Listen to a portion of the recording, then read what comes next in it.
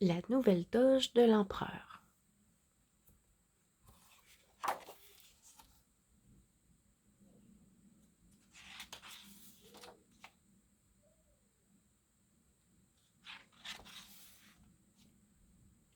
Il était une fois un empereur qui aimait se parer des plus beaux atours. Il aimait les beaux tissus plus que rien au monde.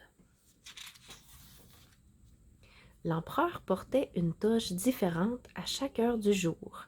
Cette toge occupait tout un étage du palais, mais elle ne lui suffisait toujours pas.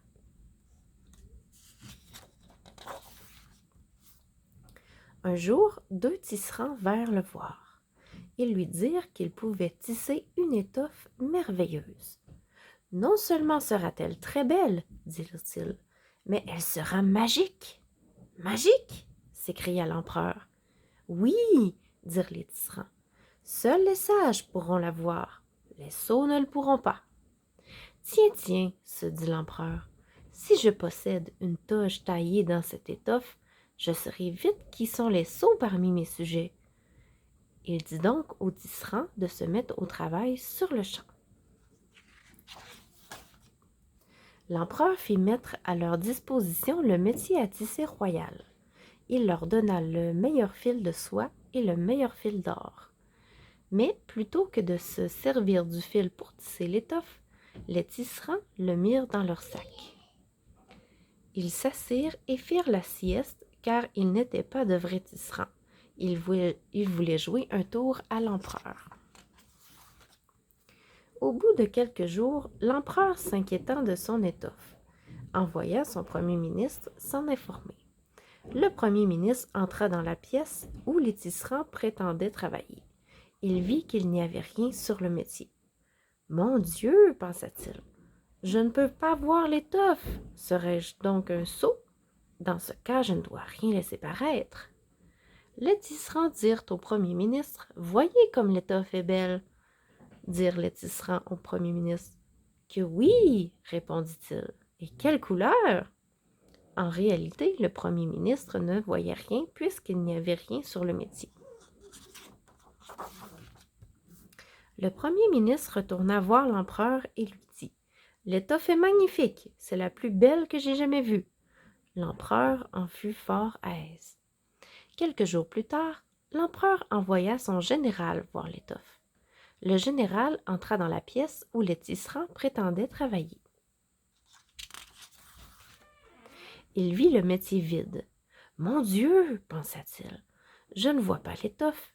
Serais-je un sot?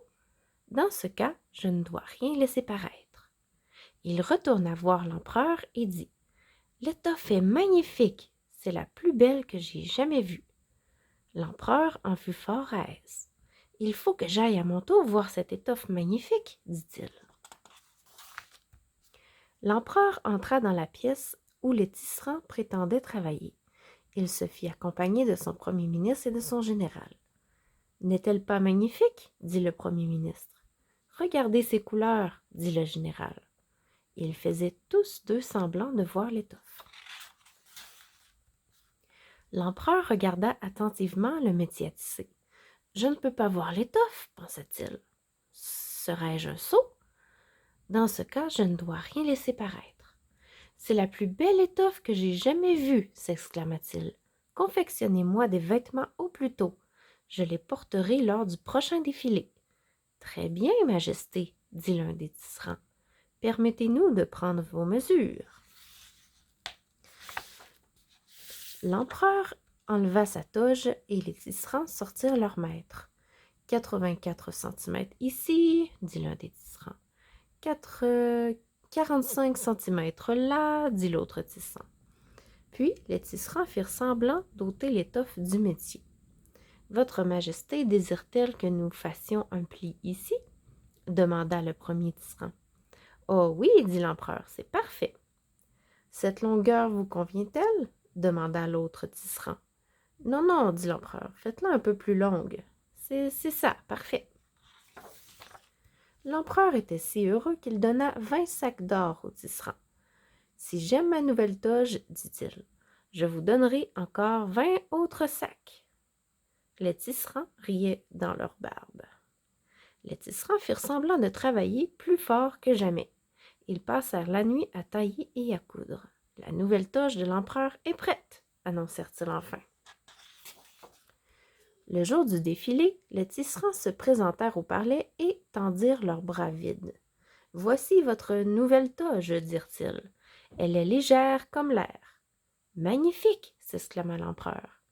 Il donna aux tisserands 20 autres sacs d'or.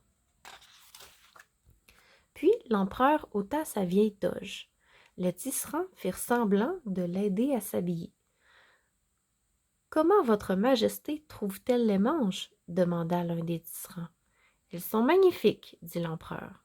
« La toge ne vous serre-t-elle pas trop la taille ?» demanda l'autre tisserand. « Oh non, » dit l'empereur, « c'est parfait. » Il posa longuement devant le miroir. « Cette toge me va à la perfection. » En fait, il n'avait rien d'autre que son sous-vêtement. Les serviteurs de l'empereur se penchèrent, prétendant soulever la queue de sa robe. Ils marchèrent les mains hautes, comme s'ils portaient une traîne, et le défilé se mit en marche. Une foule de gens s'était rassemblée pour voir le défilé. Ils voulaient tous voir l'empereur et sa nouvelle toge. « On dit que c'est une toge magique, » dit quelqu'un. « Il paraît que les sots ne peuvent pas la voir, » dit une femme. « Serais-je capable de la voir ?» se demandaient-ils tous. Enfin l'empereur sortit du palais. Tout le monde se mit à crier. « Oh, que la nouvelle toge de l'empereur est belle! Quelle jolie couleur! Quelle façon impeccable! » Évidemment, personne ne pouvait voir la toge. Soudain, une petite fille se mit à crier. « Mais le roi n'a pas de vêtements! »